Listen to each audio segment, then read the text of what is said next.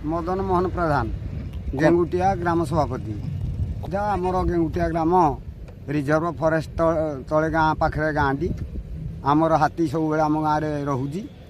आम एथर जो light street light लगिला गेंगुटिया गाँव में गोटे हेले भी लाइट लगिला ना तेणु मंत्री महोदय को आम लिखित अभियोग देजु तेणु एटा को इनक्वारी करी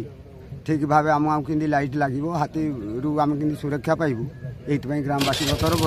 सभापति हिसाब से मत ग्रामवासी दायित्व देते मु तेणु मंत्री महोदय को लिखित जन जो जगार प्रकृत जंगलर प्रकृत क्षयक्षति गाँ हो ठीक भाव विचार करी से नदे मनमुखी भाव जो लाइट सब दे दौरान ता द्वारा आम क्षति सहूचु बारंबार आम ग्रामवासी चाषू बड़ी सबू विषय जंगल जीवजंतु द्वारा प्रताड़ित हेले सुविधा सुजोग आम वंचित हो वनजंतु आमर हाथी बारहा अन्य जीवजंतु गाँ जंगल तले गाँ थिबारु आमे बहुत क्षति सहूचु